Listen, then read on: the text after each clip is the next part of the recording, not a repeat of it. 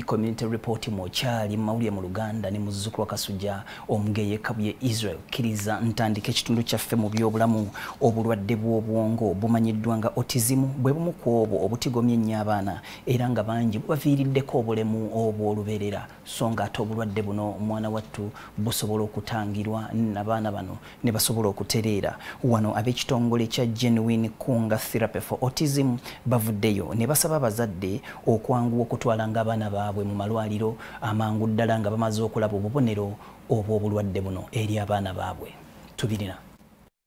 Mukama Katonda yatonda ebintu bingi omuli ebirungi n'ebibi naye yatonda endwadde anti muba munogere n'eddagala ate endala ng'ekonkona endwadde y'obwongo emanyiddwa nga Autism bangi bagirabanga eky'omuzannyo naye munnange bw'egenda ekula be baana b'osanga nga baliko obulemu obw'enjawulo wano ekitongole kya Genuine Kunga Therapy for Autism bavuddeyo ne balambulula ku kirwadde kino eky'obwongo ekimanyiddwa nga Autism eri abaana wamu n'enzijanjaba yakyo.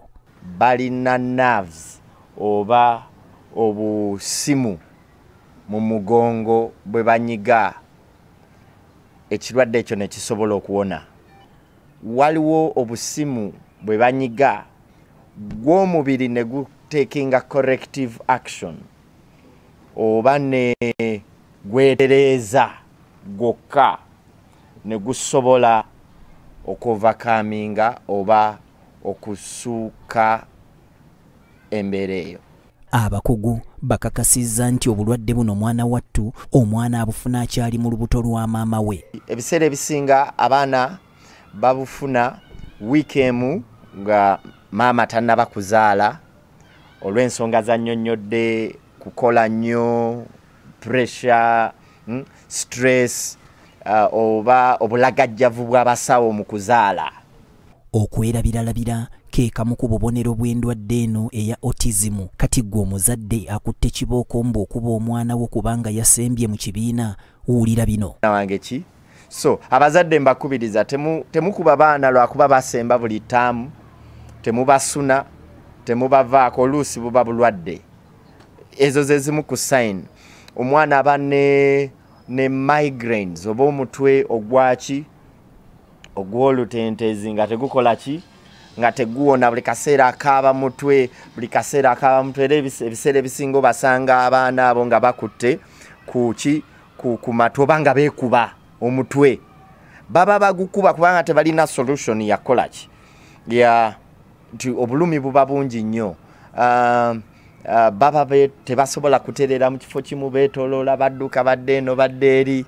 Ekyamazima obulwadde buno bwennyamiza ate nga bwa mutawaana obwetaaga okujjanjaba mu nkola eya therapy ey'okunyigaanyiga amagumba naye ng'ate kirina kukolebwa bakugu bokka. N'abasawo abakugu eddagala libalemye ate omugongo guno si mulungi gwa kuzannyirako bw'oba tokola ki.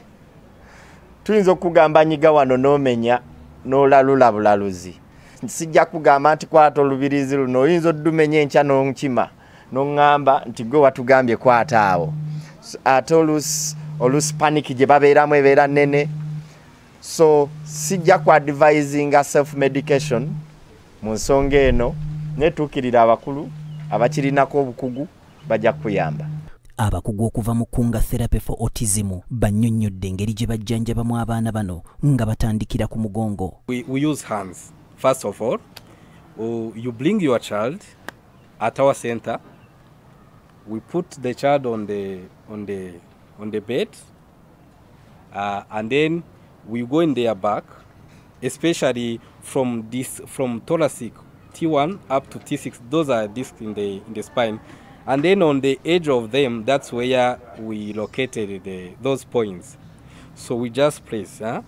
Ono ayongeddeko nti obulumi bubeera bw'amaanyi naye ng'obwo obulumi obw'olumu bumalawo endwadde ey'olubeerera era wano abazadde babalabulirawo nga bakaleeta abaana baabwe okubajjanjaba. And even the process is really painful. The child, that's what we tell the parents who come at our center. We tell them it's a painful process. The child, when we are treating them, they are feeling unimaginable pain. But if we compare this pain they are having and the outcome that is going to have, so the parents take decisions. and we order all the parents who come at our centers to come with their children, to be there when the whole process is being done. Wakati mu mbeera eno gwe omuzadde akola oweereddwa amagezi waakiri ofune liivu nga buli lunaku oba ennaku 3 mu wiiki osobola okuleeta omwana wo ne yeekebejjebwa olw'obulamu obulungi anti asiika obulamu tassa mukono. Normally we treat those children once a day and in 3 times a week. But there are those parents also who comes and say, I'm coming from maybe Canada or even US or where, I have a job that I need to do, so I asked a leave for 2 months. It will be good for me if you do it every day. Because normally we give children between 42 days and 50 days. Obulwadde buno bujjanjabibwa okumala akaseera okusinziira ku myaka omwana gy'abeera najo naye nga tegitera kusukka myezi 3 na kitundu anti omwana ali wansi w'emyaka 5 kitwala wakati w'ennaku 42 n'anamu8 ate ali wakati w'emyaka 5 n'omusanvu kitwala ennaku 50 ku 78 so ng'oyo asusizza emyaka 9 z'ennaku 8 ku 9 naye nga obujjanjabi buno tebutera kusukka myezi 3 n'ekitundu ng'omukugu bw'annyonnyola. For those children who are below 5 years old, it takes around 42 days to 48. For those children who are above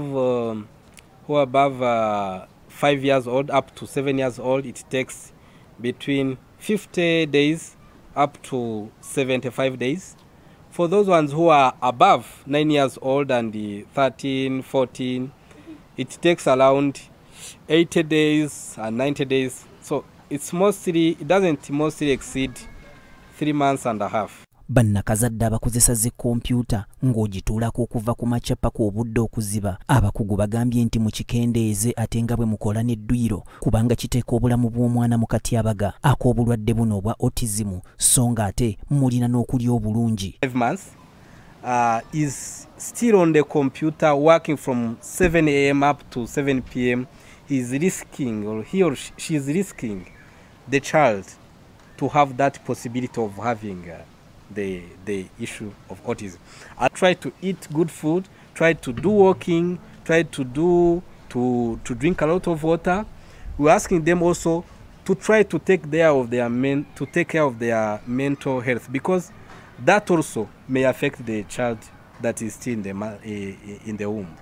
Abasawo nammwe abazaalisa mukubiriziddwa okuteekayo omwoyo nga muzaalisa kubanga obulwadde buno businga kufunika nnyo mu kaseera omwana waafulumira okuva mu lubuto lwa nnyina. Especially when the mother is in labor.